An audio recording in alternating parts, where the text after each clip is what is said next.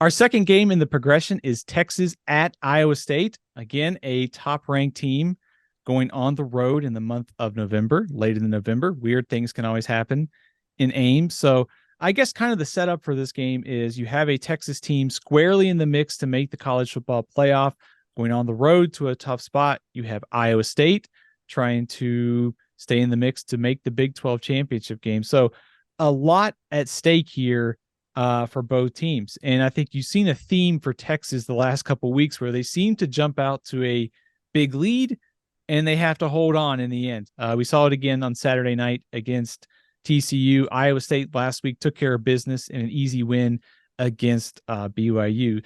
Interesting matchup is going to be the Texas offense against the Iowa State defense. The Cyclones are first in the Big 12 in fewest yards per play, giving up less than 20 points a game. So really interested to see how Iowa State at home, standout defense, what do they do to slow down Quinn Ewers, Xavier Worthy, not to mention that Texas will not have Jonathan Brooks, their standout running back. He's out for the year. So still plenty of talent, but obviously a big loss at running back for the Longhorns.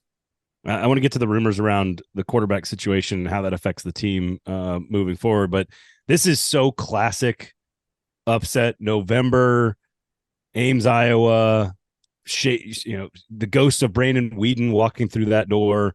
Texas, basically, again, a team that is all but locked up a spot in the Big 12 championship game, but not a spot in the playoff. Iowa State coming off probably I would say maybe its best performance of the season. At BYU is not anything special, but a total domination on the road is a pretty nice statement, especially following the loss to Kansas for Iowa State. My question is, can they move? How do they protect the quarterback up the middle against that great defensive interior defensive line? And can they run the football on them? I have a question about that. But this is very much in the same shade of Oregon State at home against Washington. It's very much, this is the moment. Iowa State's still fighting for a lot in this conference, could still absolutely get to the Big 12 championship game, would need some help, but could do it. Kansas State's going to play. That's a game that could decide a lot in the Big 12. There's still so much to be decided in the Big 12. Texas logically makes the most sense here, but if you've been around college football long enough, this is one that you're circling for Iowa State. Yeah, I think if you're Texas, any trip to Iowa State would be sort of like a trap game written on it. Yep. And even this year, I think Iowa State season, the fact that they started off with the suspensions, there was the gambling scandal, and now they've still found their way to be in this point of the season still in the mix to make the Big 12 championship game is quite a testament, I think, to the job that Matt Campbell and the staff have done.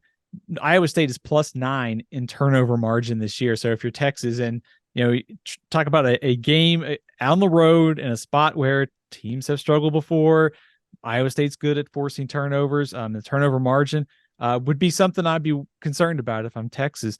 I think if you're to your point on the matchup for me, Iowa State averaging around 4 yards per carry. This Texas defensive front first in the Big 12 in rush defense. So great performance last week on the ground against BYU with the different running backs that they used.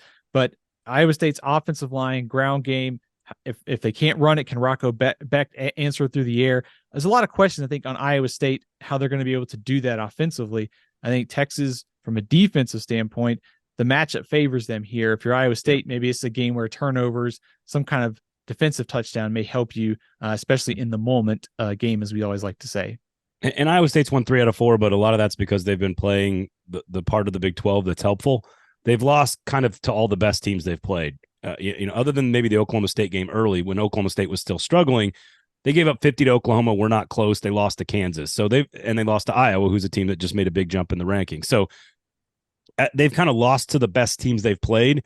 It's not to take away from the fact that they beat TCU and Cincinnati and Baylor and BYU, but that's the list of teams that they've won against. So this is a different level of competition for them. I think it's a big deal that they've gotten to this point. So the question is, do they capitalize on that growth and the momentum and everything or not?